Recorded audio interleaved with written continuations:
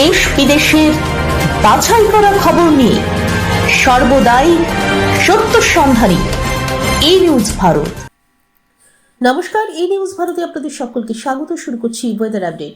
আলিপুর আবহাওয়া দপ্তরের আবহাওয়াবিদ সৌরিশ বন্দ্যোপাধ্যায় জানিয়েছেন, আগামী 4 থেকে 5 দিন দক্ষিণবঙ্গের শীতের তীব্রতা বজায় থাকবে, তবে বছরের একেবারে শেষ বেলায় তাপমাত্রা সামান্য হেরফের হতে পারে। আগামী 30শে ডিসেম্বর উত্তর পশ্চিম ভারতে একটি নতুন পশ্চিমী ঝঞ্ঝার প্রবেশের সম্ভাবনা রয়েছে, যার ফলে উত্তরে হাওয়ার গতি কিছুটা থমকে যেতে পারে। বর্ষবরণের দিন কলকাতার সর্বনিম্ন তাপমাত্রা 14 থেকে 15 ডিগ্রি সেলসিয়াসের আশেপাশে ঘোরাফেরা করতে পারে। পুরুলিয়া সহ পশ্চিমের জেলাগুলির তাপমাত্রা পৌঁছে গিয়েছে 8 ডিগ্রির ঘরে। দার্জিলিং এর তাপমাত্রা 4.5 ডিগ্রি সেলসিয়াসের ঘরে পৌঁছেছে। তবে মঙ্গল এবং বুধবার থেকে ধীরে ধীরে তাপমাত্রা বাড়ার পূর্বাভাস রয়েছে 2 থেকে 3 ডিগ্রি।